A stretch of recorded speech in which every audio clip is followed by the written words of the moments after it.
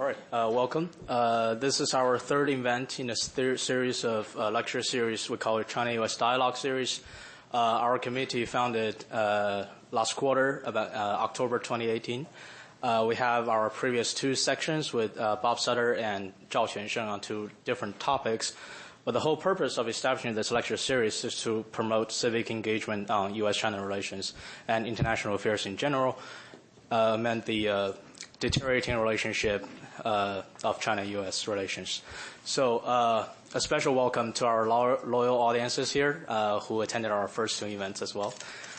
So I'm Zhi Qinggao. I'm president of the committee. It is my greatest pleasure to invite Dr. Lardy here. Dr. Nick Lardy is the former director of Jackson School, and it's great to welcome him back to UW. And for our agenda, I think all of our audiences have the agenda through email, I think, so I won't repeat the agenda. Just some regular rules announcements. So for our next section, we have Professor Shi Yinhong from Renmin University, the first speaker we have from Beijing. So I'd like to announce that and see if you can make it, because you have all the brochures and agenda in your hand. Professor Shi Yinhong is from University of China, and he's also a state counselor for the China State Council. And his topic will be talking about China-U.S. strategic rivalry, and it's on Tuesday, February 12th at 4 to 6 p.m. So for this particular section, after our first two sections with Sutter talking about the situation report on U.S.-China situations, we also have Zhao talking about China-U.S.-Japan relations, and now we move forward to a more thematic-focused topic, which will start with economics, and next section we move on with strategic and diplomatic security issues. So some rules and regulations. As usual, please silence your phones, and please do not use any devices to record any audio or video of the event without our permission. Please do not publish any report of the event without the speakers and our prior consent. As always, views expressed by the speakers and the discussants do not represent our view and the view of the co-sponsors. During the Q&A session, please do not raise any questions irrelevant to the topic of the event. We reserve the right to stop such activities when necessary, and any people violating any rules above will be held responsible based on relevant U.S. federal law and rules and regulations of the state of Washington. Now, I would like to ask Director Rashad Kasava for our special event, Director of the Jackson School, to introduce our guest of honor today. Thank you. Thank you. Thank you very much. Before I introduce our speaker, I do want to acknowledge the very hard work this committee has been doing, putting together this series and creating this forum for meaningful conversation and dialogue on this very important issue. It's particularly important that the main impetus for this group and the series came from students. I think that makes it all the more meaningful. So I do want to thank them for their work and for bringing such distinguished speakers to our campus for these events, conversations, which I think is very important and very good that we're doing it. Thank you very much. So I'm very pleased to introduce Nick Lardy, who's now he's at the Peterson Institute for International Economics. He's Anthony Solomon Senior Fellow there. Nick has been there since March 2003. Before then, he was at the Brookings Institution as a Senior Fellow, and before then, he spent about 12 years at the University of Washington. He was a professor of China economics and East Asian studies at the Jackson School, and he also served as the director of the Jackson School for 4 years in the 1990s. So his is two of the number of very big shoes I'm trying to fill as the director of the Jackson School. They're very inspiring, their work, and I really, every day, I find out some new thing that they've done and how difficult it must have been for them. And so it's very gratifying to have him back here as a speaker at this event. Nick has been very prominent and very active, not only as a teacher, but also as a writer and commentator. He's written a number of books. The very, very most recent one is just coming out as we speak. It's called The State Strikes Back, The End of Economic Reform in China. Before that, he's written Markets Over Mao, The Rise of Private Business in China, Sustaining China's Economic Growth After the Global Financial Crisis, The Future of China's Exchange Rate Policy, and the list goes on and on. So this is a very impressive list, and many of you also know, I'm sure, Nick Lardy as a regular commentator on issues that have to do with China's economics and also U.S. China relations. He is also a member of the Council on Foreign Relations, and he is on the editorial boards of Asia Policy and China Review. So I'm very pleased to welcome Nick back to the University of Washington. His lecture is State Resurgence, End of Reform, with a question mark. Following his presentation, we will hear comments from my colleagues, Professors Susan Whiting, Dongsheng Zang, and David Bachman, and then there will be time for Q&A. Thank you very much for coming, and thank you.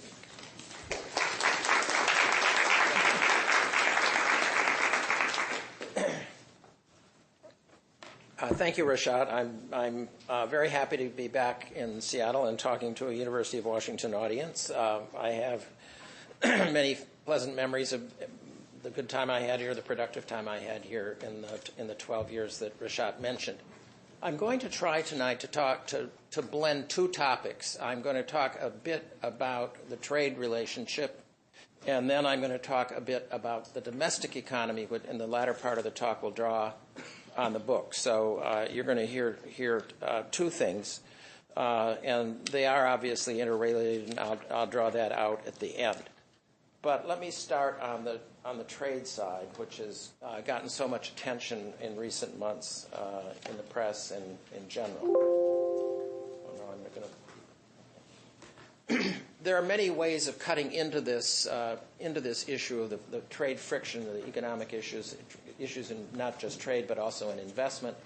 But I'm going to divide them up tonight into these four baskets: the bilateral trade deficit, which is an issue that President Trump has particularly focused on. Technology transfer, or more commonly called forced technology transfer, that has gained a lot of attention as a major concern of a lot of corporations, both U.S. and from other countries that are interested in doing business in China.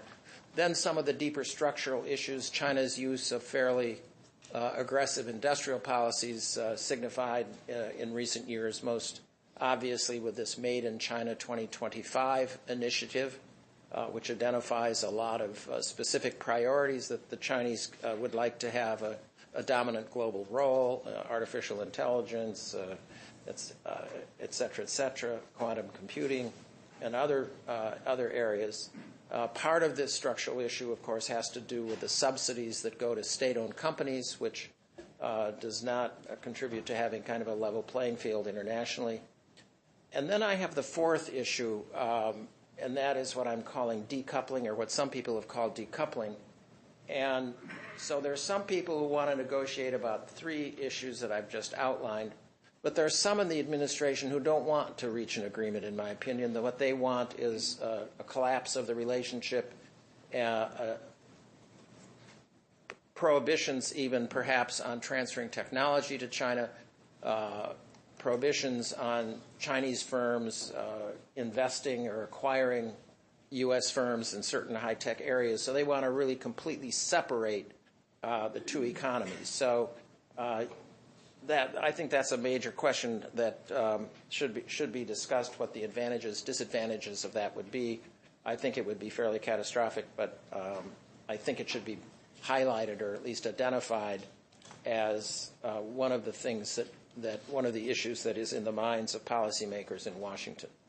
Well, let me start with the trade deficit. These are just some simple numbers on what the deficit is for the United States in goods, and then in goods and services. Obviously, the United States is a very strong economy in service areas, so we have a surplus in our trade in services with China. So the deficit in goods and services is somewhat smaller than in goods, and the people that are always banging the drum about the deficit, they usually focus on the goods. They don't mention services where the United States has a significant surplus.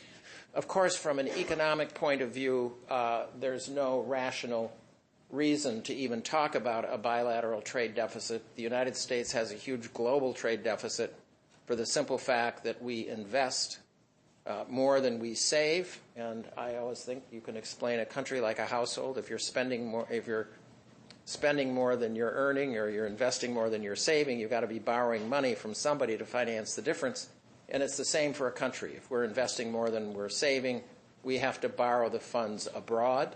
And where do those funds come from? Well, they're not going to have any funds to lend to us unless they sell more to us than we sell to them. So if they have a trade surplus, it generates the funds that they can lend to us so that we can finance a higher level investment than we could with our savings. So if you want to reduce the deficit, you have to do something to reduce the savings and investment imbalance. And President Trump, of course, has gone in exactly the opposite direction. He has promoted a big tax cut last year that is leading to unprecedented deficits in the U.S. government. And a growing deficit in the U.S. government means the national savings rate is going down because the government is dissaving, perhaps to the tune of about $1 trillion this year. So we will have to borrow more from abroad. And indeed, since Trump started campaigning about reducing the deficit with China, our global deficit has gone up, and our deficit with China has gone up. And I think it is perfectly predictable that it will continue to go up. So it's really a function of your domestic economy. These deficits do not tell us anything about China being a closed market or mercantilist economy or engaging in unfair trade practices and so forth. So I think this should get much less attention, but it is a preoccupation of our president. Technology transfer, I'll just tell you my view up front. I think it has been substantially exaggerated by the United States Trade Representative Robert Lighthizer. He's put out a big report that talks, I can't remember, several hundred pages. Every page is talking about forced technology transfer. And it does not take into account a fundamental transformation that has occurred in China over the reform period starting in the late 1970s. And that is that the share of foreign investment that is taking place in the form of ownership that is referred to as wholly foreign-owned has gone up fairly dramatically. In the early days, everything had to be a joint venture, and foreign firms contributed their technology as part of the joint venture. So the Chinese partner firm had immediate access to that technology and frequently was able to use it in other businesses. And so there was an element of forced technology transfer. If you have a wholly foreign-owned company, you don't have a Chinese partner, and you can take whatever steps you think important or logical to protect your technology from being stolen or transferred, the same kind of steps you might take if you were an American firm, let's say investing in France or in Ireland or some other location. So by around 2010 or so, about a little bit more than 75% of all foreign investment going into China was in the form of wholly foreign-owned companies. It's gone down a little bit in the last couple of years because more investment has come in the service sector where there are more restrictions and it's a little bit more difficult to have a wholly foreign-owned company. And I'll come back to talk about that in a minute. I have one other slide to show on this technology transfer issue. It has gone wholly unnoticed in Washington, but China is actually now beginning to pay significant amounts of money for the use of foreign intellectual property. This is in the form of licensing agreements, royalty payments, and so forth.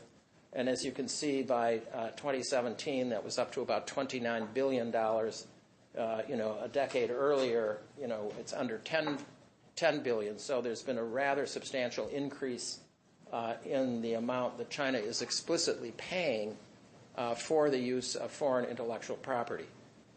We don't have the final figures for 2018, but for the first half of 2018, the increase in these payments for the use of foreign intellectual property increased about 30% over the first half of 2017. So this number is rising rapidly. Now, this doesn't prove anything. Maybe they should be paying $100 billion a year, or maybe more. I don't know. But directionally, like the rise of wholly foreign-owned companies, I think they're moving in a direction where technology transfer has become less important than it was years ago, and the administration has simply failed to recognize or to acknowledge the fact that maybe this isn't quite the complete disaster that portray it as. Now, on structural issues, my third basket of issues, I'm not going to talk about Made in China 2025. It's very complicated. I'd be happy to answer questions. But here is an area where there are real problems, and this is subsidies of state companies. State companies, as you can see in this, if you can read the print, I hope it's big enough. About half of all state companies were losing money in just before the global financial crisis. It's down in the most recent data to about 43%, so a little more than 2/5 of all the companies are losing money. But the amount of money they're losing has gone up dramatically in absolute amounts and has doubled as a share of GDP. And if you take these losses and compare them to the profits of profitable state companies, it was about 20% in 2005, and now it's over 40%. So these firms, in my opinion, are a big drag on China's economic growth, and they also create distortions in that it is difficult for foreign firms to compete with companies that get continuous subsidies. These companies are not going out of business. They stay in business. They borrow more and more money from the state banking system to finance their losses. So you don't want to be in a business where a competitor is losing money but getting subsidized. So you'd be competing with a subsidized company, and that could be in China, or it could be in the export market if you're competing in an export market where it's a U.S. company trying to sell into a foreign market and the Chinese company is also trying to sell into that market. If they're getting a lot of subsidies, it's unfair. I think this is an area where there are substantial issues, and unfortunately, I don't think it's going to be very easy for the Chinese to eliminate these subsidies except over a considerable period of time. Now I should...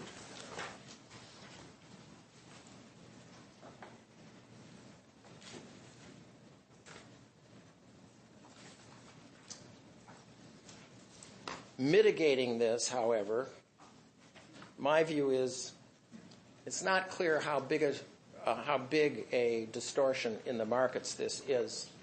This is a diagram, and the red line is showing us what share of Chinese exports are being produced by state companies. And as you can see, this data series goes back to roughly the mid-1990s. About 2/3 of all exports were being produced by state companies. More recently, it's down in the neighborhood of about 10%. The big sources of the growth of Chinese exports over the last couple of decades has been foreign firms, which have become extremely important, producing at the peak almost half of China's exports. These are foreign affiliates, foreign firms operating in China. And after 2000, we see that private firms have become very important exporters as well. If you look at it in terms of incremental growth in the last 5 years, because the foreign share is now tapering off a little bit, the incremental share of exports coming from private firms is the dominant source of China's export growth. So to me, this suggests that, okay, you've got a lot of state companies that are losing a lot of money. They might be creating a lot of distortions, but maybe it's not so big. They're highly subsidized, but they still can't compete in international markets. Their competitiveness has continuously declined to the point where they're not that significant. So I think subsidies are very bad in terms of domestic resource allocation. The Chinese economy could be growing more rapidly if these resources were going to more efficient firms. But it's not clear. We'd have to have a much more detailed study to show the extent to which these subsidized state firms are distorting either domestic or international markets. I think they're just simply not very competitive, even though they get a lot of subsidies. You'd think if they have, if they may be very inefficient, but if they get subsidies, they could still be competitive in international markets, but it doesn't seem to be the case. So that's my first take on what the issues are in the bilateral relationship, both in trade and investment. I don't think China is quite as guilty of all the sins that it has been accused of. And I will turn next to the question of what has China's response been in the last year or so. I'm going to talk about tariff reductions. They've barely noticed China's reduced their tariffs by 25% over the course of 2018. They've reduced the foreign ownership caps, in other words, the number of sectors in which foreigners can't own more than a certain percent of a business. They have shrunk what's called the negative list. The negative list for foreign companies is all of the sectors in which foreign firms are not allowed to enter. Many of them are military or military-related things. They don't want the foreign firms to come in and they don't want to become dependent on foreign firms to produce aircraft or ships or whatever. And there's also been a fairly strong verbal response. Xi Jinping has spoken repeatedly of the importance of the multilateral trading system. He's the opposite of Trump, who does not miss an opportunity to say the WTO is terrible and we're going to withdraw from the TPP. And if Congress doesn't pass this new thing with Canada and Mexico, we're going to withdraw from that. Xi Jinping has actually talked. He did this most clearly at a speech at Davos a couple of years ago, where he talked at length about the benefits of the global trading system for the United States and for China, and how China was going to uphold the WTO-based multilateral trading system. He reiterated this at some length last year at an important speech that he gave at the Boao Forum. So his language is quite different from what we see coming from the White House in Washington. So I'm going to talk a little bit more about what they've actually done in these areas. Tariff reductions I mentioned. These have been really quite far-reaching. As I mentioned, a 25% reduction in tariffs. At the end of 2017, China's average tariff was 9.8%. By the end of 2018, it was down to 7.5%. So that's a 25% reduction. And it was over a fairly broad range of goods. Some of the goods are quite important, and the reductions were quite significant. The tariff on imported cars, which had been at 25%, was reduced to 15%. They reduced import tariffs on a fairly broad range of consumer goods, covering about 70% of all consumer goods imports. The tariffs were cut for that category of goods from something around 20% to less than 10%. Processed foods were down, home appliances, cosmetics. Import tariffs on pharmaceuticals were reduced dramatically. Those related to anti-cancer drugs, the tariffs were completely eliminated. In September, they announced another big swath of tariff reductions on a very broad range of electrical mechanical products and other goods that accounted for about 20% of all the goods that come into China that are subject to tax. They also reduced taxes on an additional 700 items effective January 1st, so that's not taken into account in the reductions. Now, these are not dramatic, but you have to consider the context. The context was China's average tariff at the beginning of their negotiation to enter the WTO was something in the neighborhood of 60, 70, 75%. The members of the WTO said to China, well, all of us have been engaged in multilateral tariff reductions for decades, and you've been standing pat. You weren't in the system, so before we let you in, you're going to have to cut your tariffs quite a bit. So they did cut their tariffs, and by the year 2001, when they came into the WTO, their tariffs were down to 10%. That was one of the prices they had to pay to get in. So as you can see, between 2001 and the end of 2017, there were basically no tariff cuts. They were 10%, and then they were 9.8%. So they've done more tariff cutting in 2018 than they did in the previous period since they joined the WTO. And the second observation was these tariff cuts were all unilateral. More typically, countries negotiate multilaterally and say, well, I'll cut my tariffs on this list of goods if you cut your tariffs on that list of goods, and we'll each get roughly the same benefits. The list of goods will be different because the goods that I want to sell to you are different than the goods you want to sell to me, but you have reciprocal tariff reductions. So these were quite different in the sense that they were just unilateral. China wasn't bargaining with anybody to get any reduction in their tariffs. The second thing is reductions in these foreign ownership caps. There are many sectors in China, if you're a foreign firm, you have to have a joint venture. That has been phased out, but there are some areas where you still have to be in a joint venture. And many of these caps have now been eliminated. The most obvious one is in the auto sector. First opened up, Volkswagen was the first company to go into China in 1984. And they had to form a 50-50 joint venture with a Chinese domestic partner. And every foreign auto firm that has entered the market since then has also had to be in a 50-50 joint venture. But that is now going out. Tesla has now been allowed to establish a 100% foreign-owned factory in Shanghai to produce the same vehicles that they produce in California. By the way, about 20% of all their sales before the tariffs were raised by China was going into China. So China's been a very important market for them, even already just through exports when they faced a significant tariff. In conventional vehicles, internal combustion vehicles, the requirement for a joint venture is being lifted. I don't remember exactly. I think it's in 2020, so in another year or so that will be going out. There's a little bit different schedule for commercial vehicles versus cars, but those JV requirements are being phased out, and foreign firms will be able to come 100% owners of the business, so they can make the decisions about what new models to introduce, what the pricing is going to be, what the marketing is going to be. They can, use all their brilliant policies that they use in other markets they can use in China instead of having to get their joint venture partner to agree to everything. BMW, for example, has had a joint venture with Brilliance Automotive in Shenyang up in northeast China for a number of years. And they've already reached an agreement to increase their ownership share to 75%.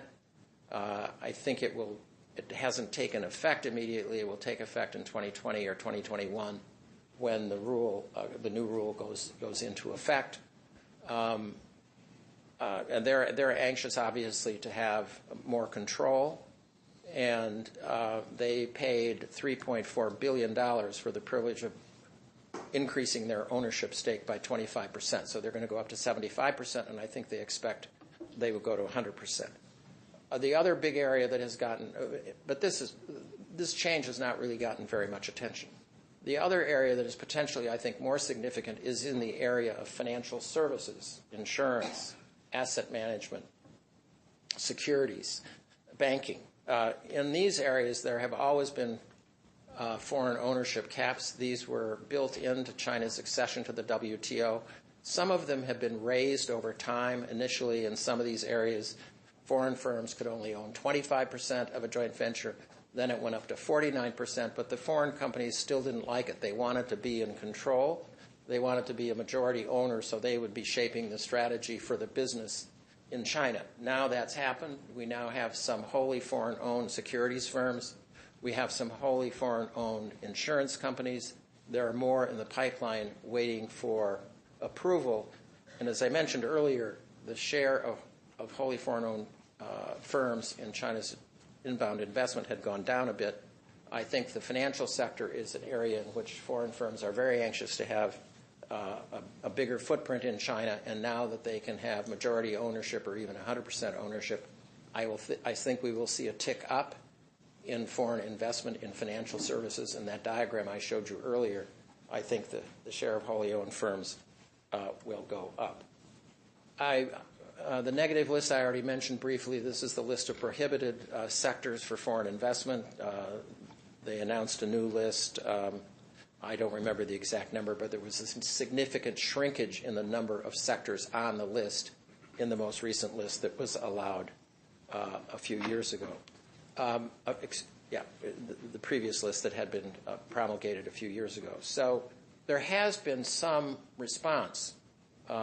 China is liberalizing to some extent, as I've indicated. Some of it maybe is in response to pressure from the United States and other foreign governments that don't like China's trading practices, but I think a lot of it is basically unilateral. And they, quite frankly, I think have gotten little to no credit for the moves that they have made over the course of 2018. You never hear Robert Lighthizer at a press conference saying, well, we think it's a very important step that China's reduced its import tariffs by 25%, which will increase the access of U.S. firms selling into the market. It has gone completely unmentioned in any government, U.S. government document or statement by any official. So now I'm going to switch gears and talk about the bad side of what's gone on in China in recent years, the domestic policy. And basically what I want to point out, as I said at the beginning, is they're gradually liberalizing in their external relations through the mechanisms that I've just summarized, but they're moving in the wrong direction in terms of their domestic internal economic policy, and they're beginning to roll back some of their very important market-oriented reforms that had occurred after 1978. And a second piece of evidence I want to say something about, this, which some of you may remember, in November of 2013, the third plenum of the 18th Party Congress endorsed a very sweeping program of economic reform. It had many, many, many provisions. It was very long, more detailed than any reform document that had been issued since 1978. And to me, the one sentence that was the most important, because it had never appeared in any government or party, especially in any party document previously, was the sentence which, the direct translation of which is, the market must become the decisive force in the allocation of resources. So this looked like a significant step up in the reform program. But what happened, very little of that reform program was implemented. Xi Jinping became, I think a charitable word might be, became, shall we say, preoccupied with his anti-corruption campaign and taking down some of his political enemies and perhaps paving the way for the more recent decision at a party meeting that eliminated the two-term limits for the positions of president and vice president of China. So maybe all along he was taking down his well, of course there was plenty of corruption to go after, but a lot of this was taking down potential political enemies. So he got a very resounding approval for this amendment that opens the door. It doesn't assure, but it opens the door that he could stay in office indefinitely. Remember, the amendment didn't deal with the position of General Secretary of the party, because there has never been a limit, a statutory limit or a constitutional limit on the term of the General Secretary of the party, but there have been these limits that were introduced a number of years ago to limit the term of head of state to 2 terms. Now, I just will talk about some of these policies, and I'm going to be quite selective, but I want to talk first about the centralization of the rising role of the state, which I tried to capture in the title of this book called "The State Strikes Back." And in many cases, this has reduced competition and led to increasing inefficiency, and I want to focus particularly on this universe of companies that are under the administration of Central SASIC. This is the State Asset Supervision and Administration Commission. It's a mouthful, so I'll just keep calling it SASIC. They started out with 196 big group companies or conglomerates. They actually controlled about 25% of all the firms, 25% of all the firms in China, and they've been merging them gradually. It got going earlier, then it was suspended for a while, then it re-accelerated after the middle of 2015, so I'm just giving you a few examples. But at the current time, there are about 93 or it changes. I can't remember if it's 93 or 95 big companies under SASIC. These mergers are all of big conglomerates that are in the same industry. So you can see, for example, China Ocean Shipping Group merged with the China Shipping Group. It sounds like it's the same company, but they did have two distinct companies. They merged them together. They're now the biggest shipping company in the world. They've done mergers in the metallurgical area, Minmetals Corporation. They merged their two big train manufacturers, CNR and CSR. Well, what's been the result of this? Direct your attention to the fourth column, which is the return on assets. The productivity of these firms has collapsed. They were earning 6 to 7% return on assets at the beginning of the period, and in the most recent years, they're earning about 2.5%. So their profitability has gone down, down, down, and fairly continuously, particularly since 2007, the time for the global financial crisis on, it's gone down fairly consistently. So to me, this suggests a failure. This is consistent with Xi Jinping's view that these state companies should get bigger, so one of the ways you make them bigger is merging them together.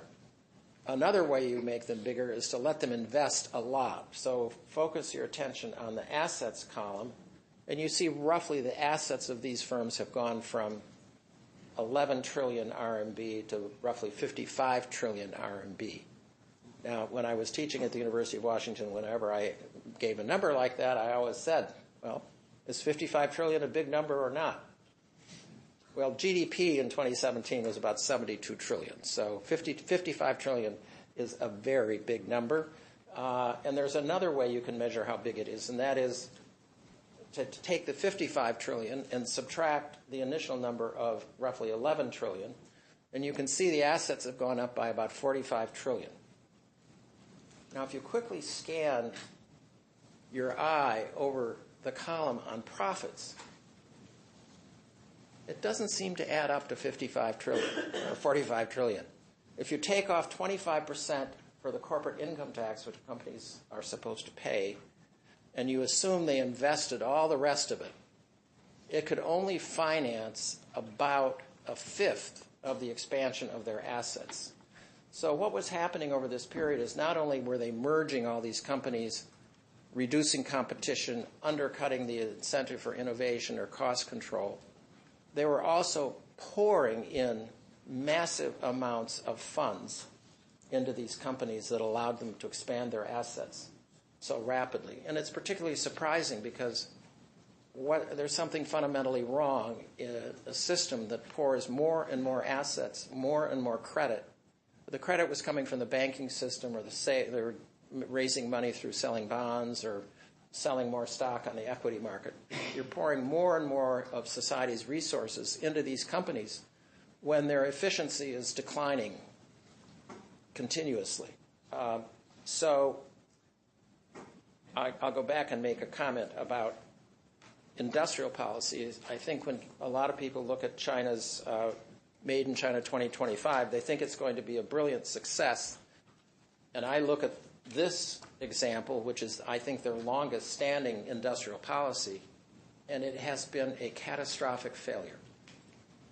So when they say they're taking over the world in all these advanced technologies, I say, well, maybe not. So I think there's a bit of an overreaction to their industrial policy. More generally, taking a broader view, this is looking at the return on assets of industrial companies. The top line is private companies. The bottom line is state companies.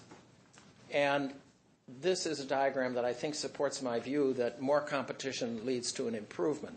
There was a big gap between state and private companies over on the left-hand side, in the second half of the 90s. That was a period in which China was beginning to cut tariffs, which brought in foreign goods at a lower price. That was the period when Zhu Rongji was undertaking a massive restructuring of inefficient state firms. Competition increased, and what happened? The productivity of state firms went way up and actually began to converge towards the level of efficiency of private firms. But those reforms were one-off events. You cut the tariffs, you get some payoff from that for a few years, but that doesn't last indefinitely. You close down some inefficient state firms, that gives you some improvement, but it isn't going to generate improvements in efficiency forever. And in the period of when this convergence was going on, I know David can remind us of exactly, but sometime in there was when Hu Jintao and Wen Jiabao came to power as party secretary and premier. They didn't do very much economic reform. The economy at this time was growing at over 10%, and the productivity of state firms was increasing. So I think their view was, well, why should we undertake the endure or the political costs of undertaking some painful restructuring and reform when we're growing at 10% and this productivity of state firms is shooting up. But as you can see, I think that was a mistake. These reforms of Zhu Rongji and entering into the WTO, the effects of them began to wane. And what happened after the global financial crisis, a huge gap opens up again. And in the last period, the productivity of private firms in the industrial sector is 3.5 times that of the state sector. But what's happened as this went on? More and more bank loans went to state companies. Again, on the left-hand side, you can see around 2010, 11, 12 or so, private firms were getting a little bit more than half of all the new credit every year from the banking system. State companies were getting about a third. Then, shortly after Xi Jinping gets into power and keeps talking about making state companies bigger, a complete change. And the banks, by 2016, were lending 80% of their funds to state companies, and the share that was going to private companies had shrunk to barely 10%. Not only did the share of private companies go down, but the absolute amount of loans made available to private companies shrank dramatically. And this is quite surprising because in this period we had a big boom in credit that led to too much leverage in the economy. But the amount of loans extended to private companies in 2016 was actually substantially less than it had been in 2012 or 2013. So this has led to a squeezing out of the private sector. Their growth has slowed down, and you can see it most clearly in investment. This is a diagram showing the relative importance of investment in China undertaken by the state and by private companies. And you can see the state share is shrinking quite dramatically. The private share is going up around, going up very sharply at first and then more gradually. But then it plateaus off and starts to fall. And the share of investment undertaken by state companies now has been going up since 2015. We don't have the data for 2018, but I think when it comes out, we will see that the share of investment undertaken by state companies is going up. So this is the rollback of a market-oriented reform when you have a financial system lending a larger share to the least efficient firms, when the share of investment undertaken by these inefficient firms continues to go up. So my concluding statement is this. I think resuming market-oriented reform and getting rid of subsidies to state companies, downplaying industrial policies, I think is essential for China's further integration into the global economy and for legitimizing Xi Jinping's claim that China is going to provide leadership for a more globalized economy. If we don't have such reforms, I think major trading partners are likely to restrict China's access to their markets, limit its ability to acquire advanced technology. And the key sentence is the last one. I don't think China will be able to credibly advocate for further globalization, which depends on free and open markets, when its domestic policies continue to move in the opposite direction. Thank you.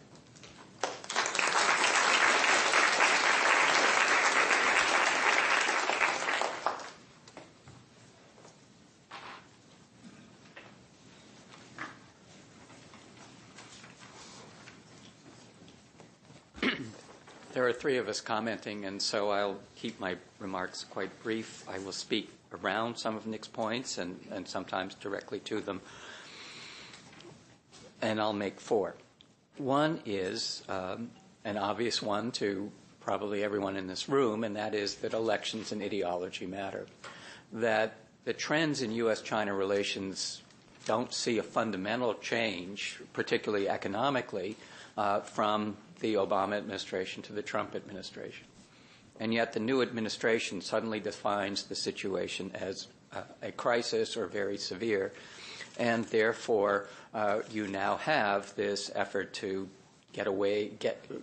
remove the trade deficit with China and see that as the be-all and end-all of American policy. There's a second. I think there is more to it than simply the Trump administration and the ideology of the Trump administration compared to the Obama administration, and that's something Nick didn't bring up, and that is the development and the perception within the U.S. state about a security dilemma with the People's Republic of China. So in 2006, in current dollar terms, the U.S. economy was 5 times larger than that of China's. Today, the Chinese economy is about 60% the size of the U.S. economy. China's rate of growth is faster than the U.S.'s. China now has the second largest military budget in the world, growing rapidly. And this allows China to field more and better weapons, implicitly, if not explicitly, undermining U.S. military dominance in the Western Pacific. China's relative gains make the U.S. and its allies feel less secure, and the Trump administration is increasing military spending for this and other reasons, and China will likely respond as well. So in some ways, the economic issues in U.S.-China relations have been fed into a security dimension to U.S.-China relations. And indeed, I would argue that that Donald Trump is probably the softest liner on China in the administration, that the deep state here is much more critical of China than in some ways Donald Trump is.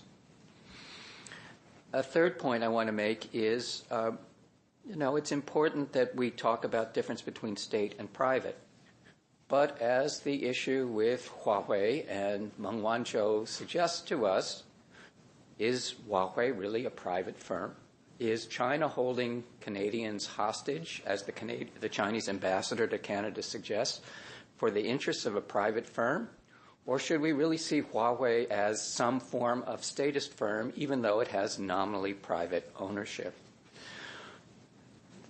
Here, I think institutionally we can learn quite a bit from the work done by a number of law professors. Curtis Millhap, now at Stanford, formerly at Columbia, with Wentong Zhang and Li Wen Li, and Mark Wu, writing in the Harvard Journal of International Law. This issue of when the state didn't dominate is one that Wu raises in an article about the China Inc. challenge to the WTO.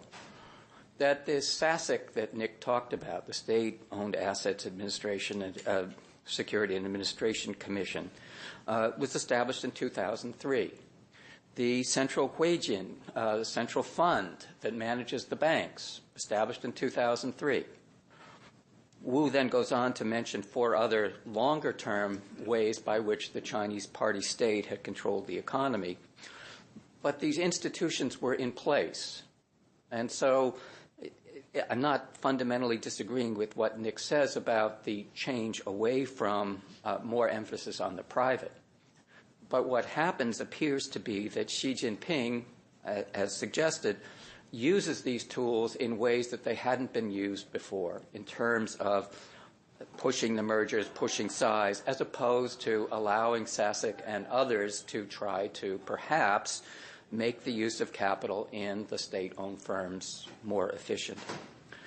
So out of this, we have, as Wu argues, a sense that China doesn't fit with state capitalist models, it doesn't fit with state planning models, and in that sense, it stands sui generis to other economies in the international system, doesn't work in the WTO, doesn't work in much of anything, but nonetheless, many of the institutions that are now acting in this way have been around for a while. So there's more institutional continuity than there is perhaps policy continuity.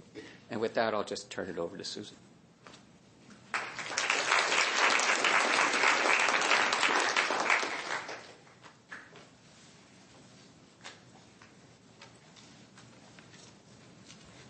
Well, first I want to say thank you to Nick. Nick was the director of the Jackson School when I was hired, so it's a particular honor for me to comment. And thank you to the committee for organizing. I really want to phrase my comments in the form of questions to elicit further input, I hope, from Nick and in the discussion.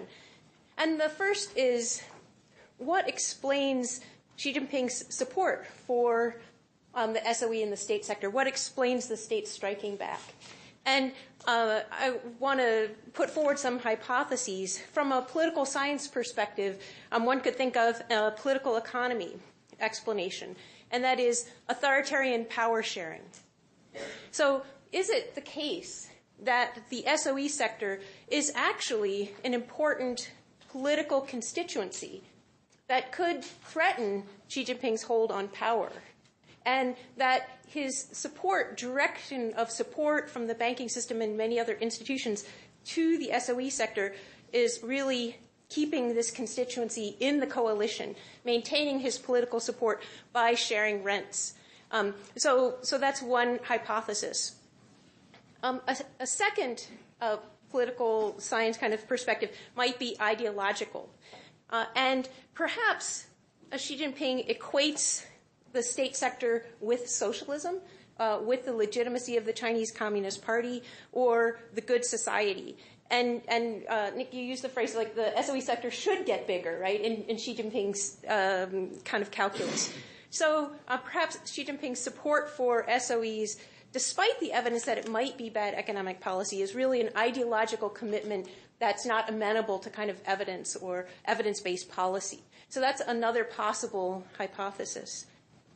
A third hypothesis would be industrial policy, that Xi Jinping's policy commitment to SOEs, to subsidizing them, is really, in his view, essential for China to reach the global technological frontier.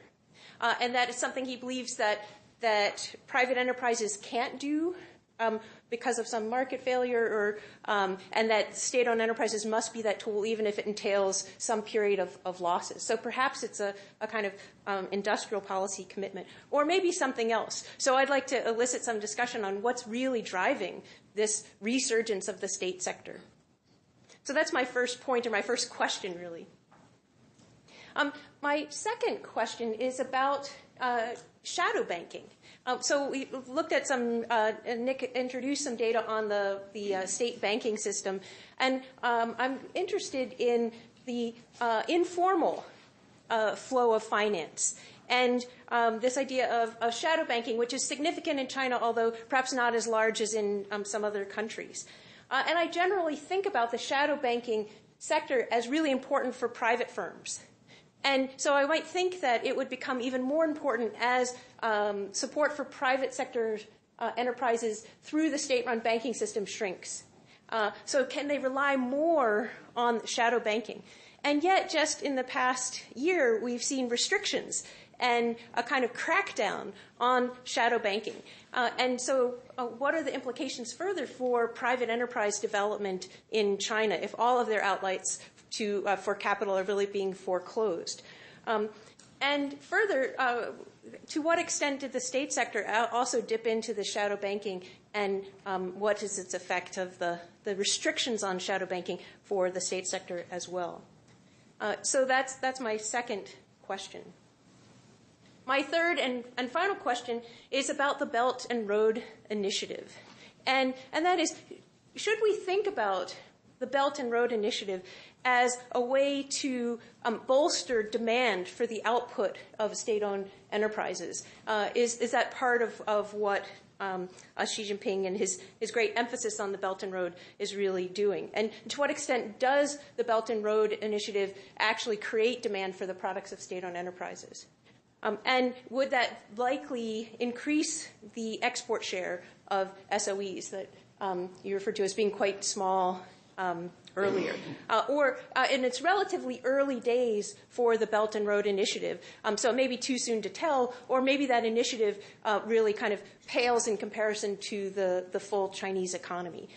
So my third and final question is, how do we think about the Belt and Road Initiative in terms of this resurgence of the state sector? I'll stop there. Thanks.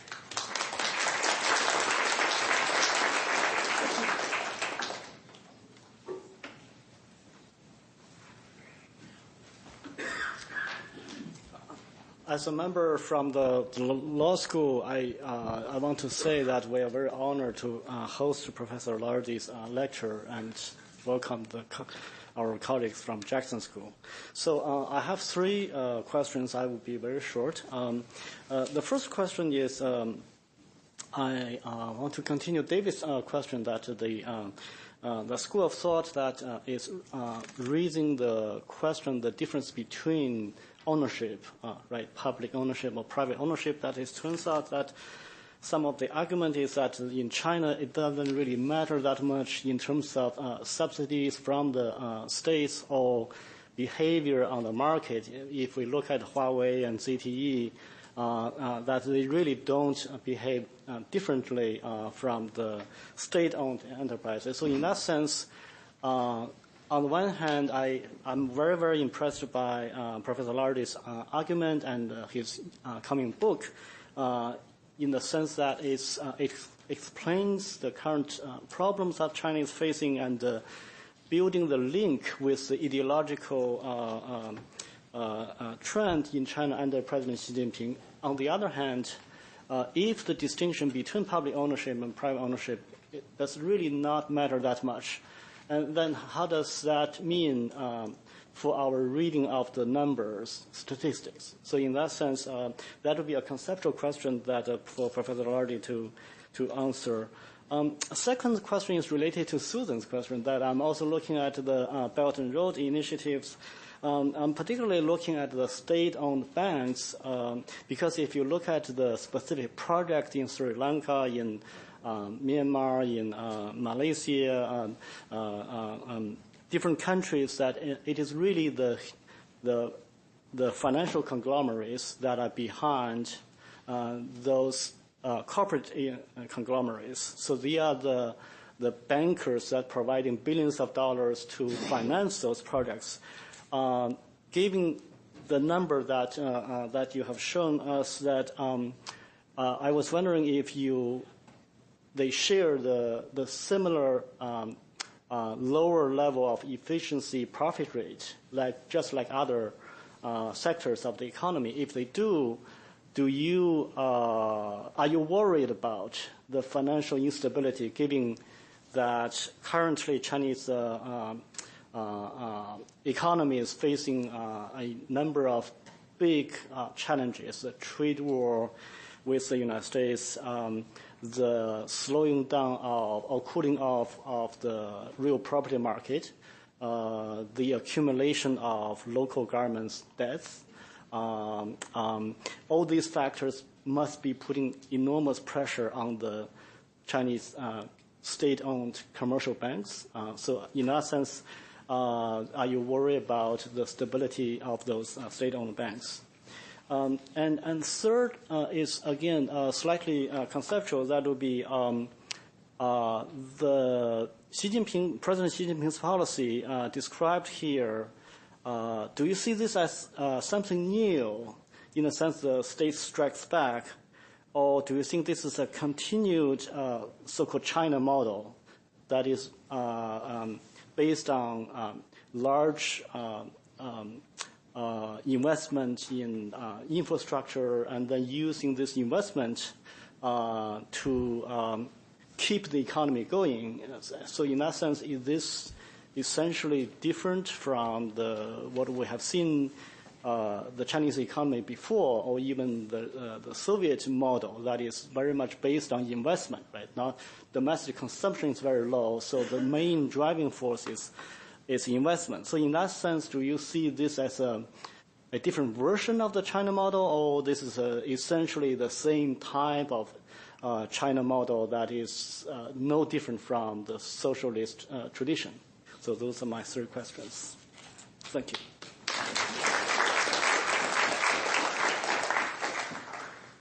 We'll give our speaker 5 minutes to respond and open up to Q&A.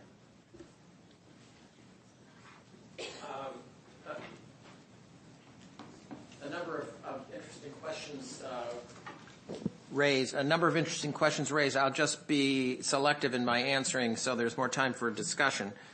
I think at the outset, Susan raised a very good question, and why is Xi Jinping pursuing this course, this policy mix? And she mentioned a number of different hypotheses. I tend to kind of a variant on one of hers, and that is I think Xi Jinping really does believe that a large state sector is an element of control. Now, you could flip that around a little bit and say, well, he needs to keep these big state enterprises on side. These are powerful vested interests. But I think he believes that a big state sector is an element of control, and if we've not, the only thing we've heard more than about making enterprises big is that the party must control everything, everywhere, all the time. So he is very big on party control, and that has influenced his policy on, how he deals with NGOs and intellectuals and minorities, and the list goes on and on. So you could say, well, he recognizes that he's paying a price in terms of slower growth, pouring all these resources into these inefficient state firms, but he's getting a payoff on the political side. That tends to be my basic view. And I would, you could supplement it by also focusing on the fact that there has been so much centralization of decision-making under his administration. Virtually every major decision goes to the top for the final word. China has always had a number of small leading groups that are supposed to formulate policy in very well-defined domains. But the number of these groups has expanded. I've mentioned a number to some of my political science friends, and they say, oh, no, it's too low. It's much bigger than that. So I'm sure David knows the right number. But the number has expanded. And who's the head of every one of these small leading groups? I think with possibly one exception, it's Xi Jinping. So maybe he just doesn't have enough time to devote to each of these domains to be effective in terms of the kind of decisions he makes, and he's not really able to delegate. In earlier periods, the premier frequently played a major role in some of these small leading groups. So that does not seem to be the case. Li Keqiang has been more or less, it seems to, David may have a different view, Susan may have a different view, but he seems to be more or less sidelined compared, particularly in the economic domain, compared to his predecessors. So that's kind of a supplemental hypothesis. Yeah, he wants power, but he doesn't really have enough grasp of what's going on. Maybe some similarities with Mr. Trump to see what price he's paying. Shadow banking, Susan mentioned, it's very important. I didn't put up a diagram on that, but I agree with basically the direction I think she was moving in, and that is as state banks cut their lending to private firms and bulked up on lending to state firms, the private firms went more and more to what the informal sector, shadow banking. And the shadow banking grew extremely rapidly, and that's one of the reasons that the ratio of debt to GDP got so high. And in 2016, even Xi Jinping realized that they were incurring a lot of financial risks, and they've begun a concerted effort to deleverage. That has 2 elements. One is to reduce the amount of credit outstanding relative to GDP, but equally important, and maybe even more important, to channel more of that lending into the better regulated banking system and out of the informal shadow banking system. So this crackdown on shadow banking that Susan mentioned, I think probably has had a disproportionate adverse effect on private companies, and I think by the middle of 2018 it was almost a crisis that these companies were growing very slowly. They didn't have credit. They were getting squeezed out. was a flurry of new initiatives, meetings. Xi Jinping met with some private entrepreneurs and patted them on the back and said, you guys are great, we really need you, even though in previous years they'd been confiscating their property in some cases, which wasn't very conducive to encouraging private investment. And then the central bank regulator and the central bank put out a whole series of initiatives to try to give banks an incentive to lend to the smallest companies. It's hard to see what result that has had. On the ownership question, I think this is a very important question, but what I always come back to the question is, does it matter that much? I would go back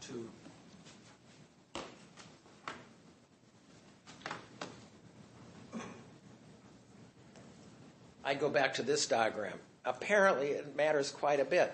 If you're a private firm, the chances are you're going to be much more highly productive. If you're a state firm, productivity is very low. So, yes, the state will go to bat for Huawei, a private company, when it feels it's being treated badly.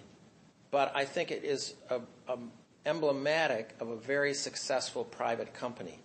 They have filed thousands of patents. They spend a huge amount of money on R&D. It's a very, very innovative firm that has had great success in the international market. They were domestic to begin with. Their sales last year haven't been finally reported, but they will probably be in excess of $100 billion U.S. dollars, and I don't know the exact share, but I think something in the neighborhood of 2/3 to 3/4 of those sales are outside of China. So they're competing very successfully in the international market. They're highly innovative. They do a lot of basic research. They're in the lead on the development of 5G technology. And so I think that's an emblem, kind of a good example of a very successful private firm. I don't think they're subject to that much state influence. Obviously, if the state requires them to do something, they probably will. Alibaba, the same thing. So it's not as if they're completely isolated or immune to state influence, but I think the way they operate is fundamentally different from the way state companies operate.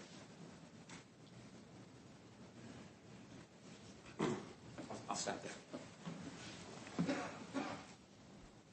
We'll take Q&A.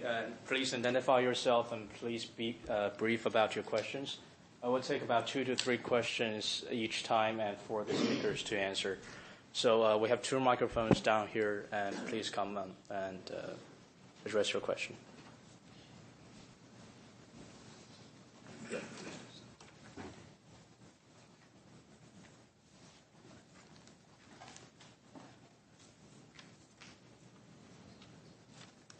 I'm Don Hellman from the Jackson School. And I have a comment and a question. The comment is simply to say that the plan to have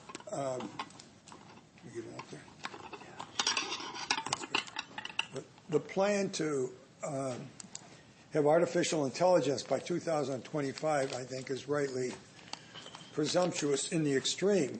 And it's not just because of the nature of leadership by the Chinese government.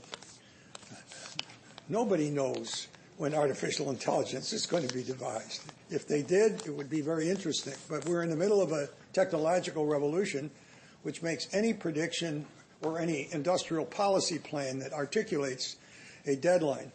I taught a class in American foreign policy, and I had a Sony, the chief of research from Sony, who was an MIT graduate, and to provoke the class, I had him explain why Japan was going to beat the United States, which was in 1989. So he went up on the board and he drew. See, these 10 technologies are going to run the world, and we're ahead in 8 of them, and we're catching up in the 9th one. Well, Japan collapsed within 2 years, and this gentleman was 100% wrong, and he was certainly one of the smarter and more sophisticated. So anybody, my point is simply that the structure of Chinese industrial policy is but one component of any estimate as to how China is going to run the world, because we are in the middle of fundamental changes that transcend. My question is picked up on what Susan said in general, is maybe Xi Jinping is a little bit like Donald Trump. I mean, they want to stay in power. They control with the internet. I just came from China, and I was totally frustrated since I just had all my emails put on Google, and I couldn't get Google at all. So I was isolated for over a week. And the firewalls that are there are articulated explicitly by Chinese government officials to keep us in power. And therefore, I think that the failure of Xi to accept the risks economically are driven primarily by a drive for control and power. And I mention this because, as Nick pointed out very nicely, Donald Trump is doing exactly the opposite of what he claims he is going to benefit our economy, and we may have two world leaders that are marching backwards, as it were, in terms of economic development. And I would ask the question whether it's human or a function of industrial policy as articulated in Japan.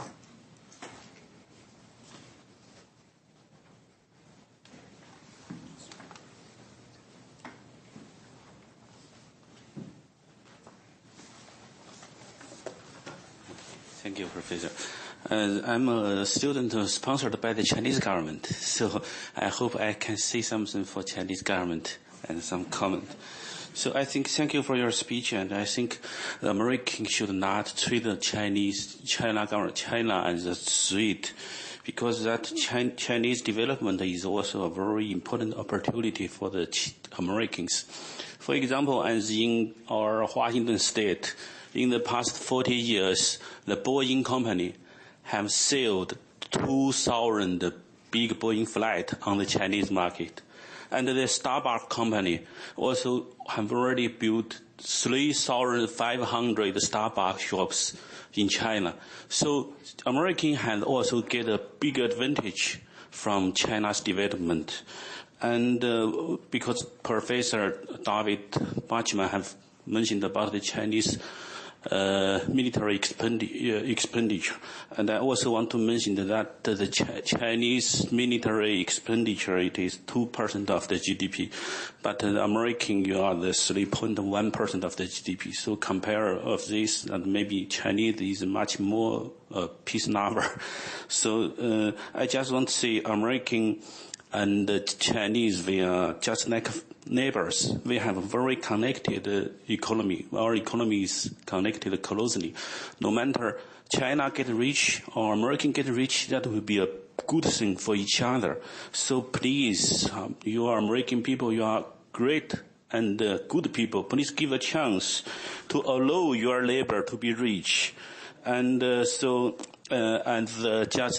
Chinese Foreign Minister Wang Yi have just said before 2 weeks that China have never have intention to be American or to replace American. So China and American should be friendly, and that is the only way to make our world better. Thank you.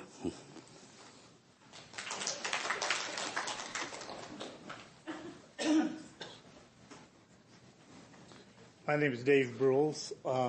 I've been going to China for about 30 years after I retired because I was interested in seeing a country grow from a cultural standpoint and an economic standpoint.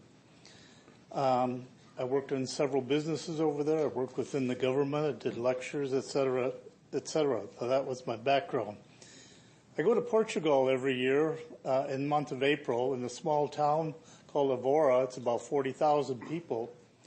And one of my friends asked me, he says, Dave, there's a Chinese store opening up. Would you like to go see it? And I said, sure. One of my backgrounds was running a Kmart after I got out of college 9 years, so I know retail. I went into that store and I just shook my head. Here's a store with about 90,000 square feet, All the hooks in the store were 12-inch hooks, and they were loaded with merchandise throughout the store. It wasn't any particular, it was probably a department-like store.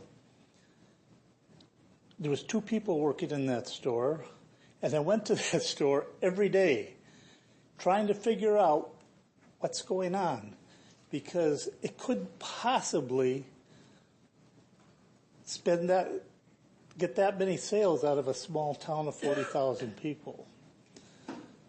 And I never figured it out. So I came back the following year. There's now 4 stores like it, all within a quarter of a mile of each other. And the same thing is going on. The only thing, from my background, is I can think of is the country is putting goods into stores around the world to keep the factories running. That's the only thing I've been able to come up with. You might want to comment on that before me. Thank you. After this question, then we have the round of response from the speaker. Hello. I'm also a student at the Jackson School. I'm from China, but I'm not sponsored by the government. So, can I say that? Can I say that to the Communist Party? Please let us be rich as well. Please let go the hard control on our normal people. Okay, so that said, I'm also interested in the nature of the private firms in China. Since Dr. Lardy already answered in respect to the efficiency and operation of the firms, but what about the market distortion they might have if they are under the control of the state? And my second question is also related regarding the recent development of the Huawei incident. The Chinese government's very assertive position on this development is actually quite bad publicity for Huawei. It's actually hurting Huawei more than helping them. So which almost leads me to think that it's some sort of like factional power struggle within the Communist Party to lead to the very irrational response. Actually, I kind of like mentioned this in my paper last year to Professor Bachman's class, but it didn't appear that clear at that time, because now it's actually getting even more severe over the past few weeks, with the detention of more citizens of Canada and so on. So that's my question.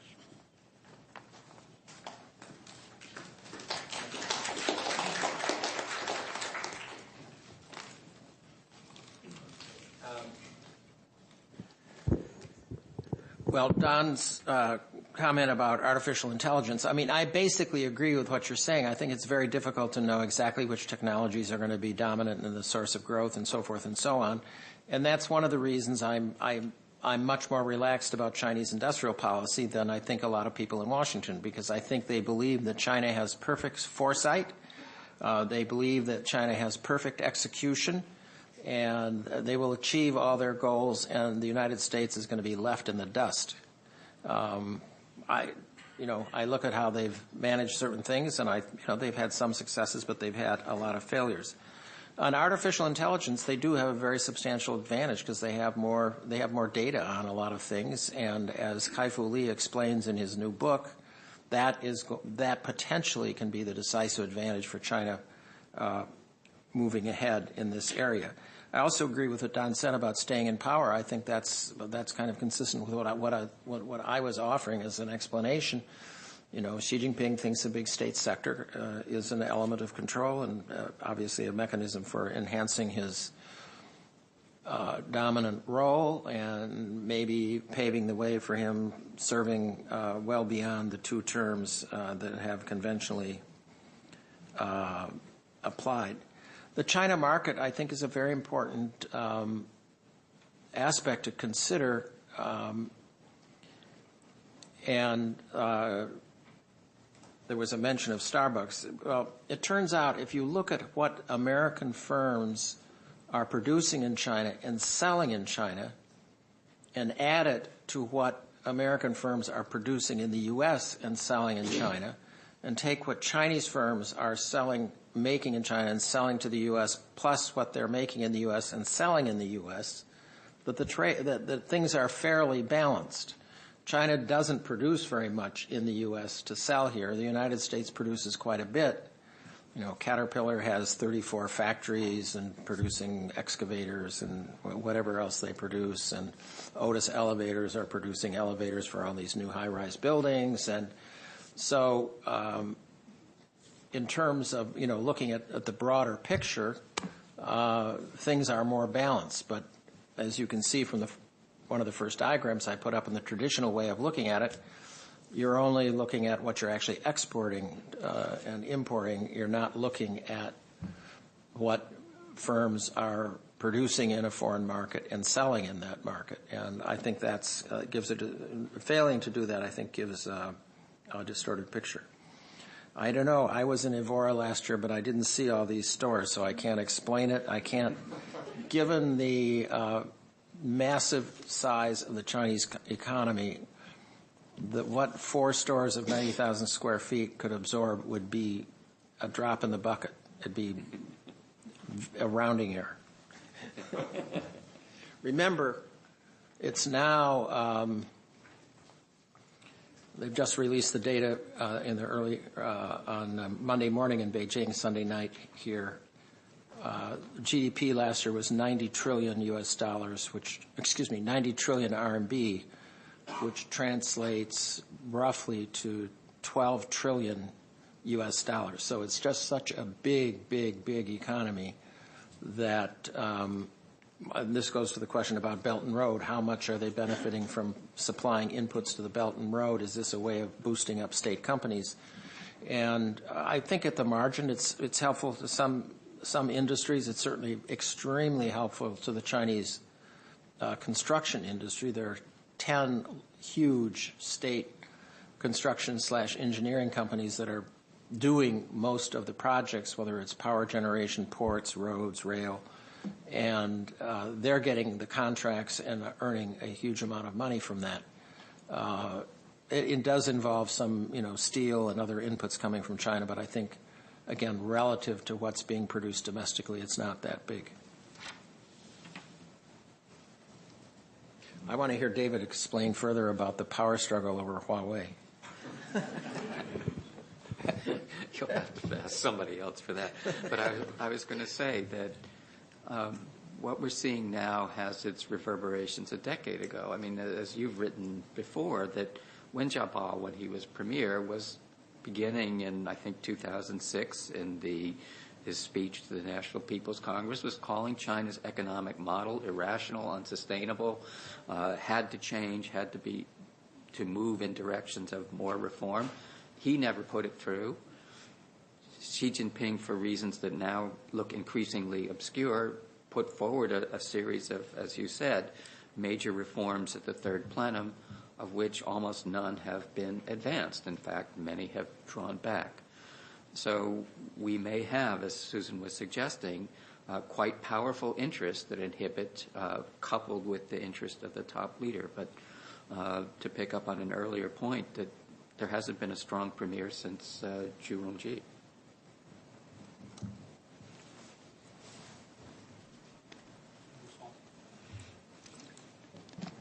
Yeah, I think the question of what happened to the third plenum reforms set forward in 2013 is also another really interesting question, and perhaps David's.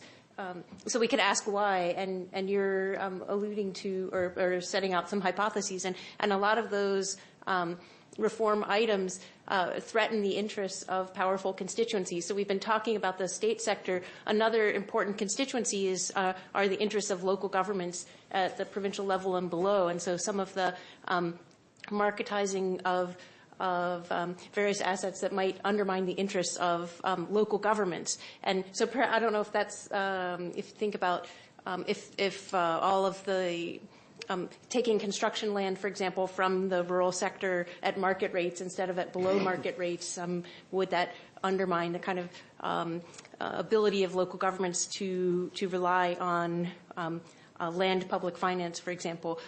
So perhaps, Nick, you might comment on your thoughts on why the third plenum agenda hasn't gone very far, and perhaps respond to David's initial, comment about, well, there are a lot of powerful interests, and how you might see those interests. So I think that's another really interesting question.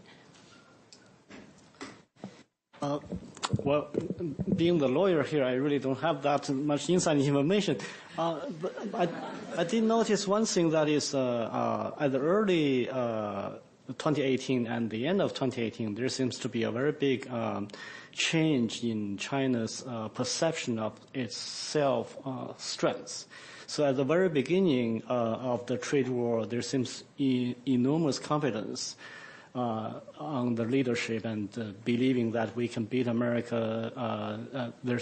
And then after ZTE and then more recently Huawei, there's a realization, seems that after all, Huawei is not that strong. ZTE was not that strong. So in that sense, the Renmin University professor Xiang Songzuo's lecture in China giving us the information that the growth rate estimated by Chinese own officials seems to be, for their own consumption, to be much lower, right? So in that sense, that I felt that the Chinese leaders by the end of 2018 seems to be realizing enormous risk, as recent national conference on risks that President Xi Jinping was very aware of. And I wish that Professor Lardy can elaborate a little bit of this. I'll make two comments. Susan's question about vested interests and particularly local governments, I think, is a very important one. And all the data that most of the data that I was showing you was kind of aggregate data, except for the SASIC stuff, which was for central firms. But the key point here is that the productivity of firms managed at the local level is very low. It's about half the level of the productivity of firms managed at the central level.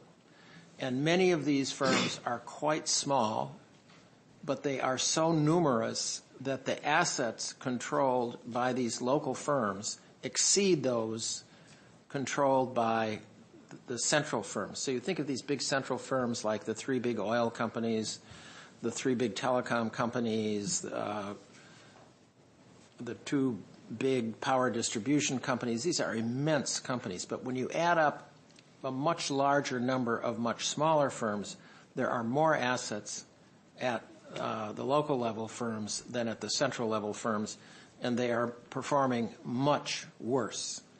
And local leaders for years have been under this system where promotion depends on generating growth. These underperforming state firms also generate tax revenue. They have to pay taxes even if they're losing money. And these are the resources that local governments need to provide public services of, education, public health, paving the roads, and whatever else, all the other things local governments have responsibility for. So they are loath to close down any of these firms. And what we have seen over the past couple of decades is that the share of lending in the banking system that is coming from the traditional big, large state-owned banks has declined dramatically. It used to be up around 80, 85%. It's been going down, down, down, down. In the most recent data, it's something like 25%. So these huge, big state banks, remember ICBC is the poster child. It's the biggest bank in the world by assets. These banks have been more cautious and haven't lent so much. The big, big increase in lending in China in the last decade in particular has been by city commercial banks. And city commercial banks, for the most part, are owned by local governments. And so when the first party secretary rings up and says, you've got to lend more money to this particular local enterprise, the banker is talking to the person that owns the bank. So it becomes a little bit difficult to say, well, we already lent them a lot of money over the years and they're not repaying anything. So that's why city commercial bank lending has boomed. This was, David mentioned Zhurongji. Zhurongji in the reforms of the late 90s required he said, I have eliminated the power of local political leaders to direct bank lending. And he did that by saying, in a locality, if there was a request from the party secretary to lend money to a particular state company, the bank was instructed to say, we are not authorized to approve such a loan. I will be happy to send it to the head office in Beijing, and if they approve the loan, then we'll give it to you. Well, the leader of one of these big banks in Beijing ranks higher in the administrative structure than the party secretary, even at the provincial level. So they have the authority to look at loans more, with a view to, is this loan going to be repaid? So that was a big breakthrough. So if you're a local, if ICBC gets a request at the local level, it's supposed to be referred to the provincial branch office. If it's at the provincial level, it's supposed to be referred to Beijing. But these city commercial banks don't have head offices. They operate in limited geographies, and the owner of the bank is the local government. And so they don't have a head office to refer a loan to, so they can't hide behind the head office. And they get stuck making a lot of loans. It helps boost local growth. It helps provide tax revenue, and so forth. So I think there's certainly a very strong aversion to reducing the flow of credit to money-losing companies at the local level. So, this is an alternative hypothesis. Maybe Xi Jinping really does want to implement all those third plenary reforms, but there's so much opposition he can't push through.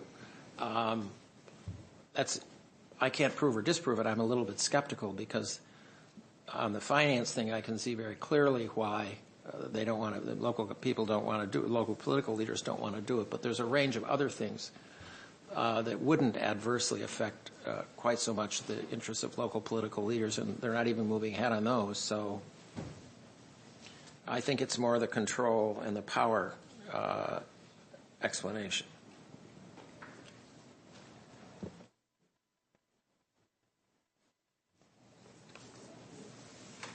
Thanks for the talk. My name is Brian. I'm a graduate student at the Poli-Sci department. My question is, you mentioned there is a bifurcation or the divergence in terms of return of profit in private firm versus state firm happened during or after the financial crisis in 2008. The trick of the story is is exactly after the financial crisis that the robustness of Chinese economy give the sense of Chinese government or Chinese people a strong sense of optimism, or if not triumph, that they have invented, or their economic model and political model is much more robust than the inevitably corrupted liberal Western capitalism.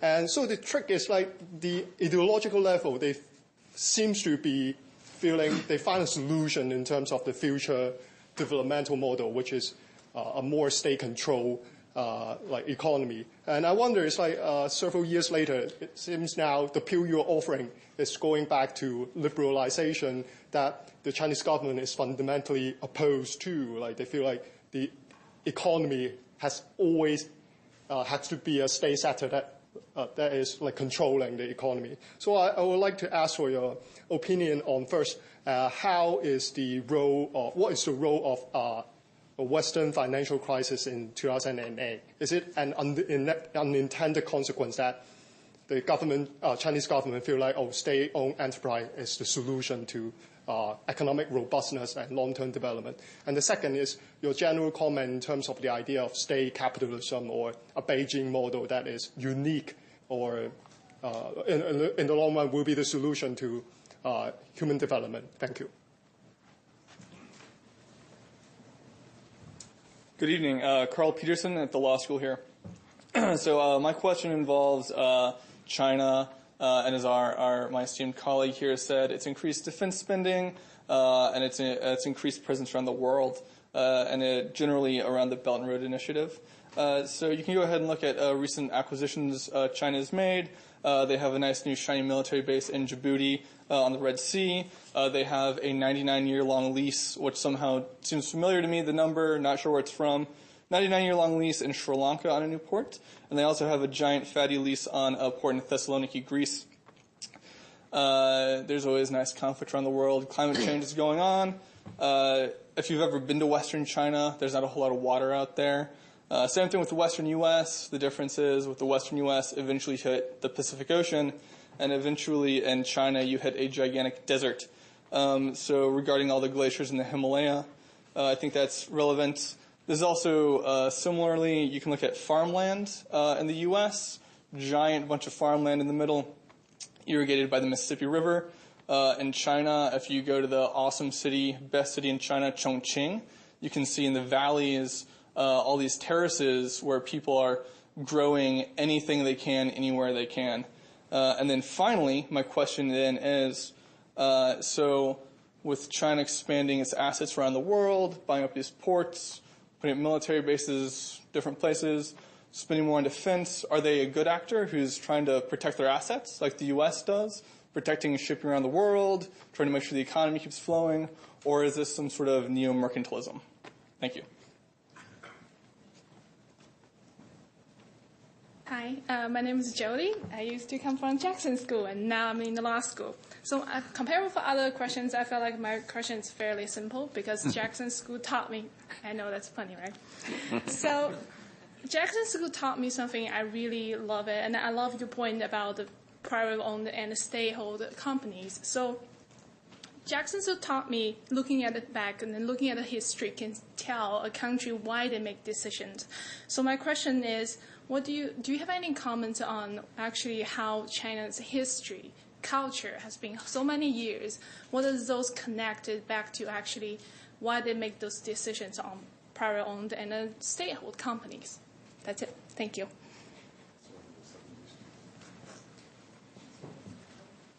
Hi, I'm Clark Lombardi at the law school here. I just wanted to follow up quickly on a question that Professor Zang asked in his initial questions, and I wasn't sure it had been answered, at least in a way that I fully understood, which goes to this question. It sounds, and I'm not a China expert, so forgive me if this is naive, but it sounds like a lot of the China development policy has assumed a largely self-funding model for industrial policy and growth. So capital is coming from Chinese banks or from state resources. And so when you do your graph, and we see the growth in the size of the Chinese corporations is coming from two things, from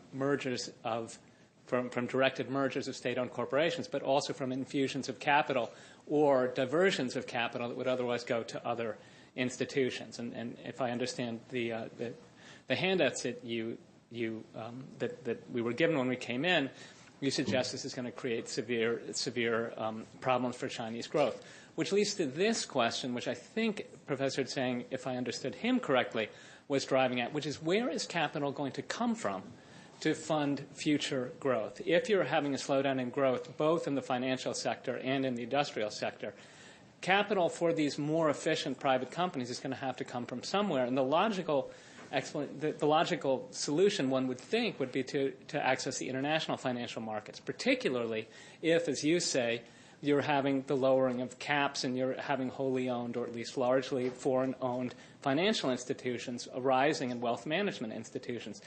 But if that's true, and I'm sorry, I know there are a lot of ifs in here, what is the implication of China having to access international Chinese markets and private Chinese corporations having to access markets that will require much greater disclosures of internal policies, financial risks, and actual assets that are controlled? And is that something we should be thinking about going forward?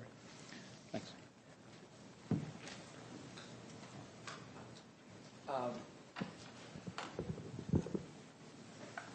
I think the global financial crisis was a very important turning point. There were groups of people, I don't know, some people call them the leftists or something like that. These labels always escape me a little bit. People who were never in favor of the market-oriented reform that had become so important after 1978. Some of them spoke out publicly. A lot of them were kind of behind the scenes. And when this Western-induced global crisis came along, they basically were in a position to say, see, it's a big mistake to follow the Western model. This crisis originated in the West. and is having an adverse impact on us. We're having to take enormous countermeasures to try to minimize the impact. And I think it undercut the legitimacy of the, what had been seen as a successful capitalist model. And what's the famous quote?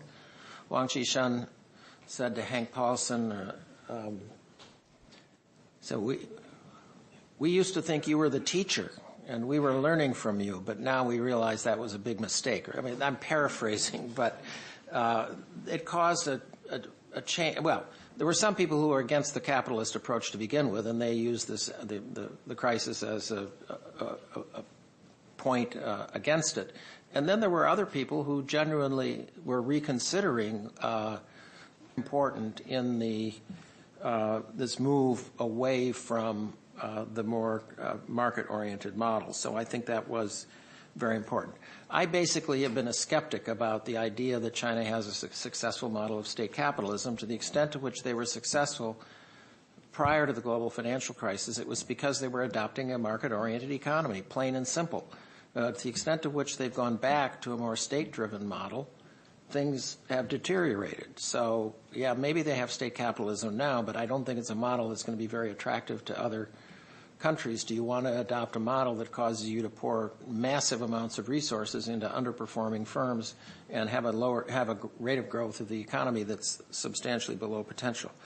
I should let some other people more qualified than me to talk about this, the importance of history and so forth. I think Xi Jinping is a manipulator. He has a certain objective, and he appeals to things in Chinese history to, we're going to restore the great Chinese whatever.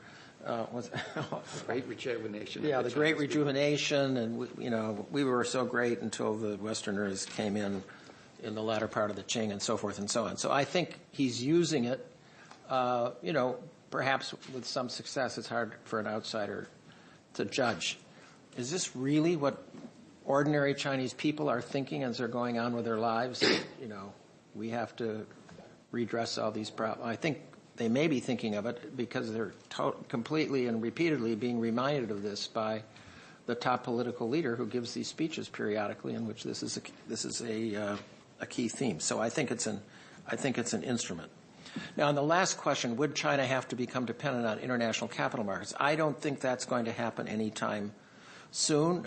Certainly some of the banks are borrowing internationally, as Professor Zang has alluded to in his comments.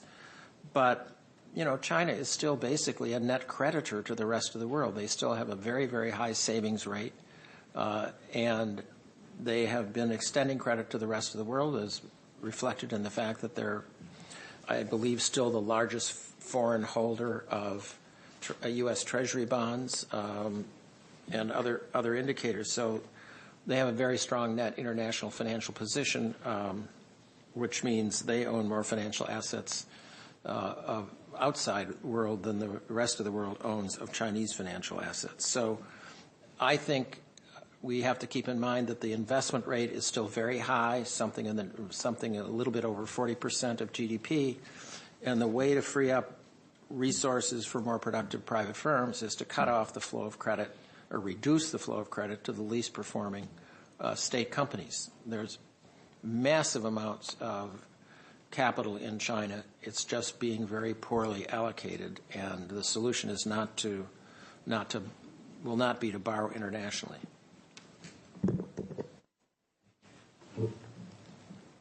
Let me try to pick up on the culture history influencing the present type of question. And I should defer to Professor Dong in the back, but there's 2,200 years of written Chinese history, so you can pick and choose what you want out of that history.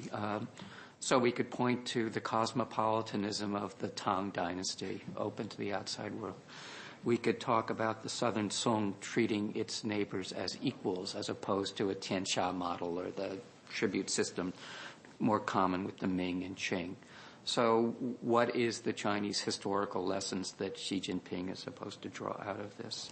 The same could be said about Chinese culture, that there are many traditions within Chinese culture that can be drawn on for inspiration, can be ignored, can be used in many ways.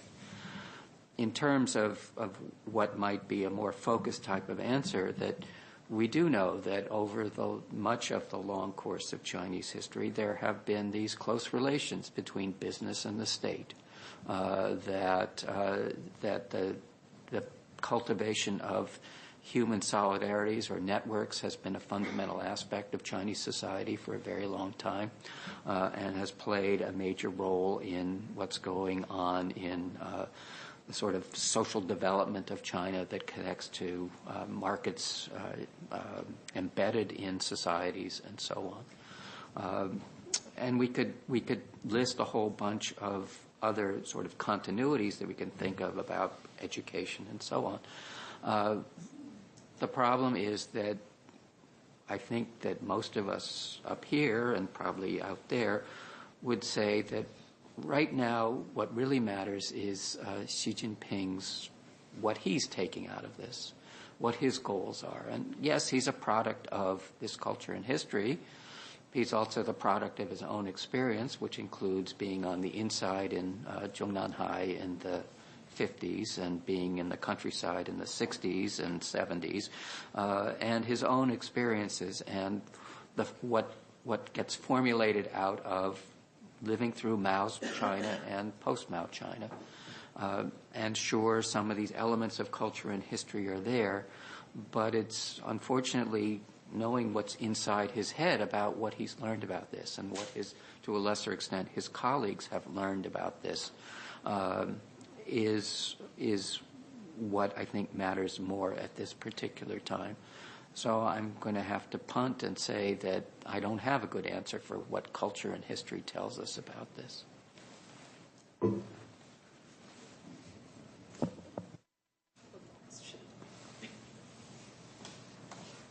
Well, maybe I think that was it Nick? Were you the one who said you can, or Xi Jinping is kind of manipulating, and also picking and choosing, right? And I thought David's point about thousands of years of history to choose from. One thing that we see that's very striking that doesn't begin with Xi Jinping, but that he's very much embraced is like the revival of Confucianism, for example, which was explicitly rejected as a traditional kind of backward-looking philosophy that held China back when at the founding of the Chinese Communist Party in the 20s, continued through the Cultural Revolution when we saw the ransacking of the temple to Confucius, right?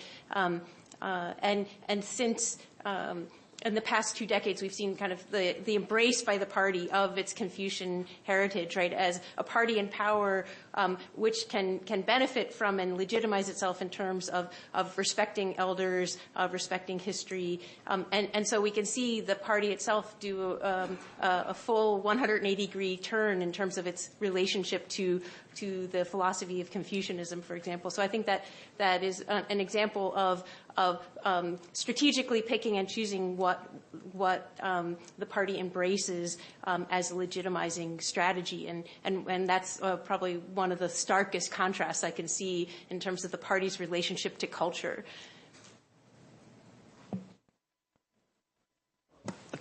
I don't want to. Can I give my time to Professor Dong to give us? No, we can talk about history later, but I actually have a question about the economy I really want to ask. The Chinese economy seems to be transitioning from this high-speed growth period into a moderate growth period. We hope moderate growth. And many economies have had kind of frustrating experiences at this point. Do you think the trade war between the U.S. and China could be the trigger that leads to a hard landing for the Chinese transition?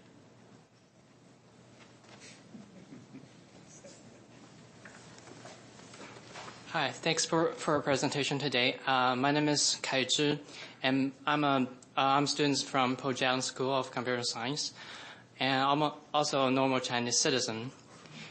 And I do have some disagreements because for the state firms, making less profits doesn't quite mean that this kind of failure of reform, because China do want to make those state firms being competitive, but it's more than from the capitalist perspective.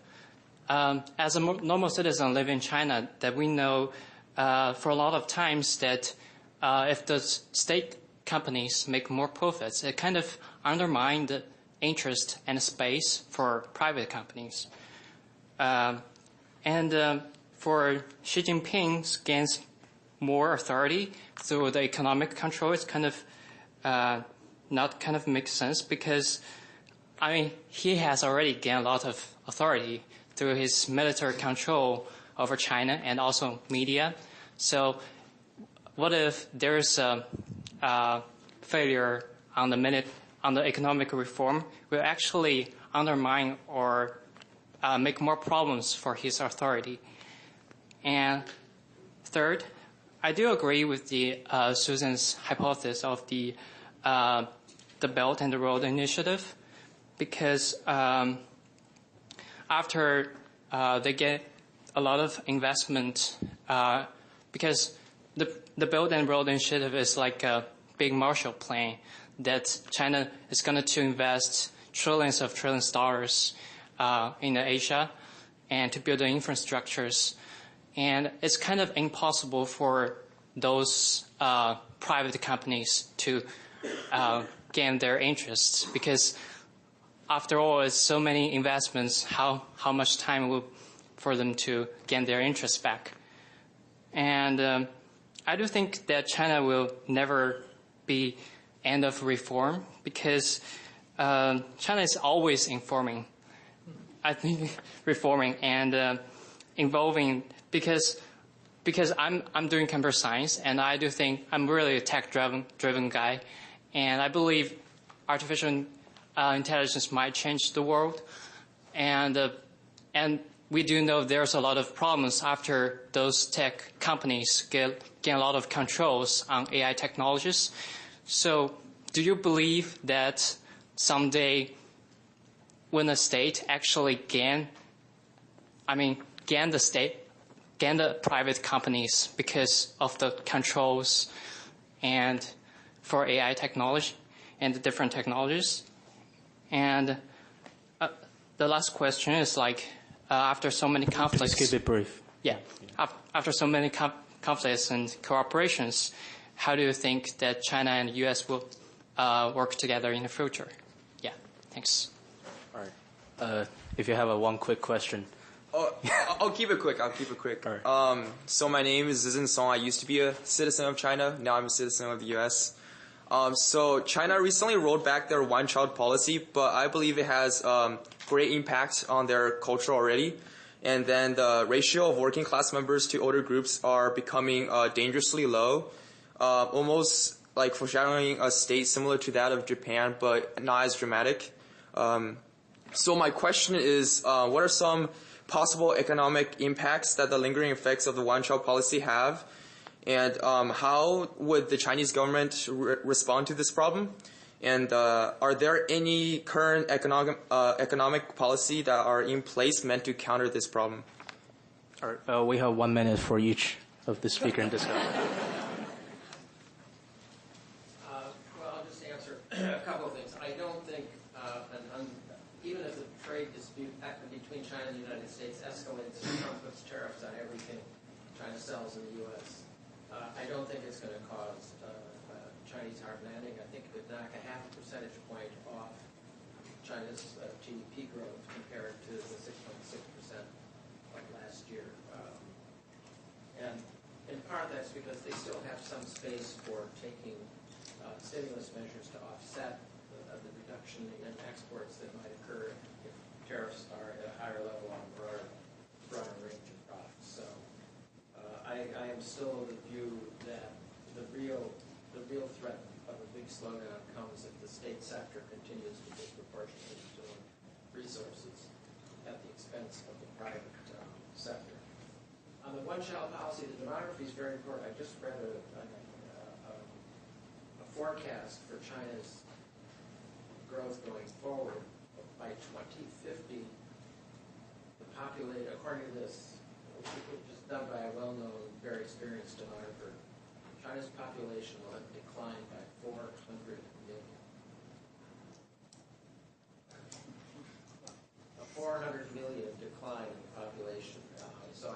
would be, obviously they face many, many challenges, but I think that we have to keep in mind that we should be evaluating the growth of any economy in per capita terms. You know, even though Japan's headline growth number is pretty low the last few years, if you look at it on a per capita basis, there's actually been a significant amount of growth. So we may be shifting our analysis and evaluation of how well China's doing by focusing more on per capita growth rather than the total aggregate size of the economy. And there are things they can do. They've never raised the retirement ages. The retirement ages were set back in the early 50s, and a lot of people retire early. The Ministry of Human Resources has said they're going to raise retirement ages. Of course, it's like the U.S., and they're afraid to really do it for fear of the backlash. But that's certainly one of the things that can be done to mitigate the effects of the shrinkage of the working age population.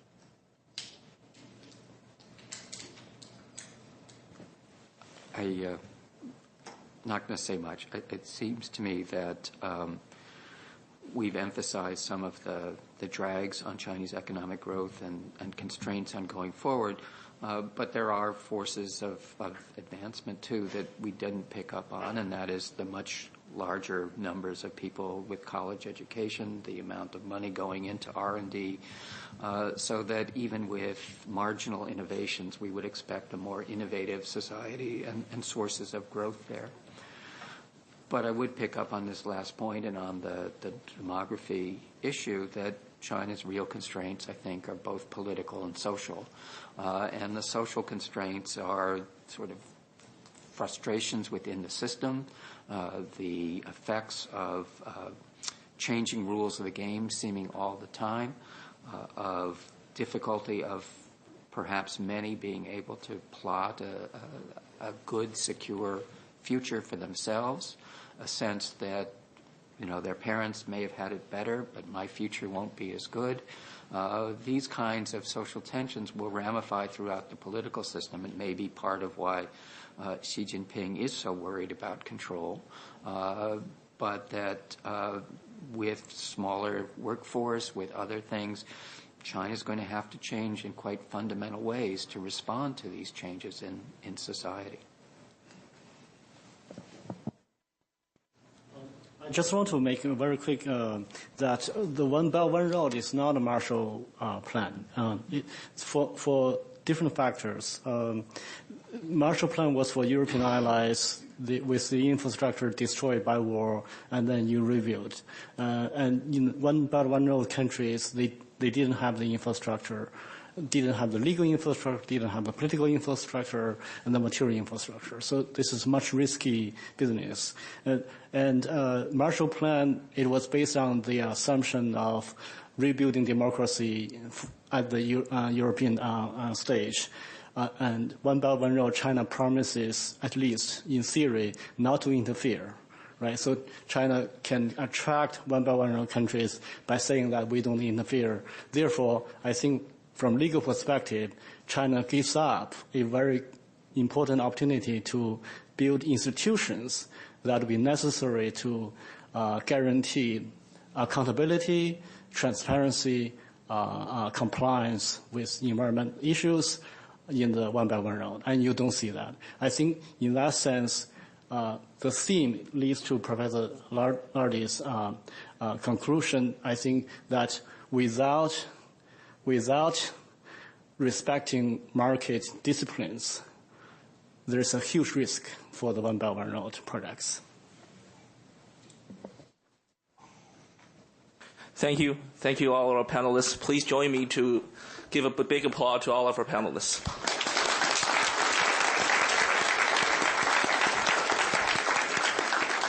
Thank you all for coming to our event today. So one forecast for our next event, we will have Professor Shi Yinhong of Renmin University of China, also the Counselor of the State Council of People's Republic of China, to give us a lecture on Chinese foreign policy and the recent past, present, and future on China-U.S. rivalry. And that event will be on February 12th, and please stay tuned. Thank you.